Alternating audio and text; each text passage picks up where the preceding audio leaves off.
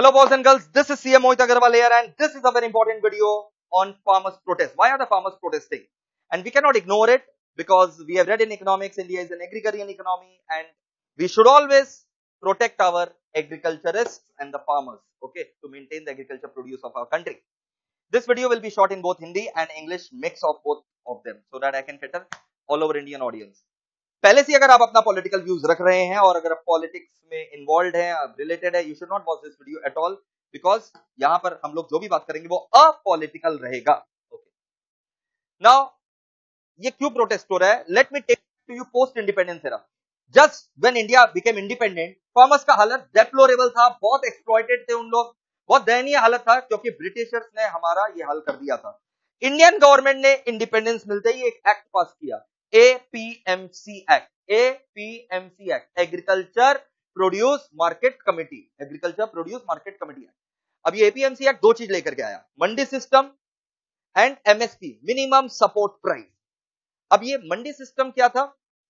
हर एक स्टेट में एक मंडी हुआ करता था जिसके अंदर, ठीक है, लोकल ट्रेड्स होंगे, मतलब फार्मर लोग आकर के अपने लोकल मंडी में अपना प्रोड्यूस बेचेंगे एट मिनिमम सपोर्ट प्राइस.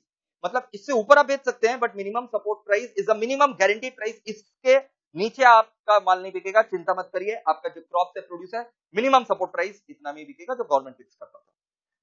अब ओवर द इयर्स क्या हुआ? मंशा तो अच्छा था एक्ट में, ओवर द इयर्स क्या हुआ? ये जो मंडी सिस्टम था इनएफिशिएंट हो गया, करप्शन आने लगा, मिडिलमैन लोग करप्शन करने लगे, कार्टेलाइजेशन मतलब ग्रुप्स बना करके रिच फार्मर लोग का खाली प्रोड्यूस खरीदना, स्मॉल मीडियोकर फार्मर लोग का प्रोड्यूस नहीं खरीदना, which led them to suicides.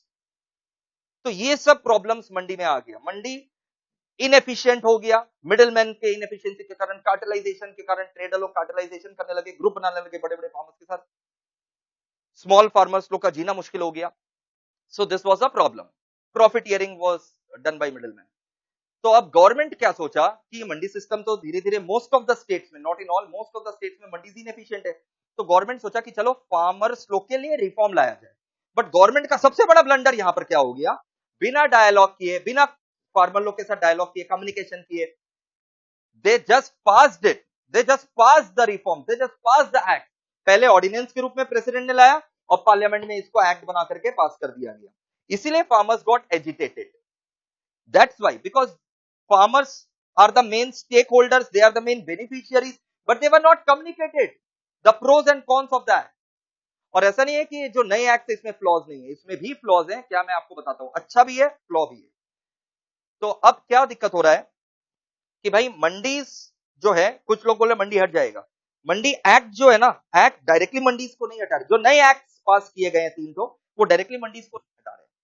But what this new acts have given the power to, दो इंपॉर्टेंट पावर दे दिया. अब जो ट्रेडर्स हैं, जो लोग फार्मर लोग से क्रॉप खरीदते हैं, they can horde it and जब प्राइस वगैरह बढ़ेगा तब उन लोग बेचेंगे. तो इससे जो होर्डिंग पहले इलीगल था, अब होर्डिंग लीगलाइज हो जा रहा है.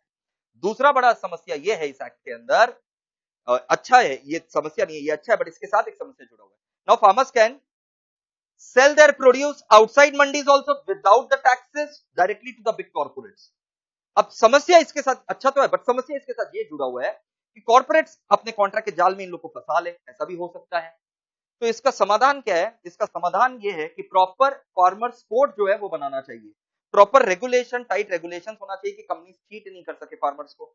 मंडीज को और एफिशिएंट बनाना चाहिए, मंडीज के अंदर वेइंग मशीन, सॉर्टिंग मशीन, ठीक है, इनपुट्स जो इन लोग का सीड फर्टिलाइजर होता है वो सब्सिडाइज रेट्स पर सारे मंडीज पर कंपलसरी करना चाहिए, कंपलसरी चेक्स होने चाहिए कि मंडीज ये सब प्रोवाइड कर रहे हैं कि नहीं, प्रॉफिटियरिंग रिमूव होना चाहिए.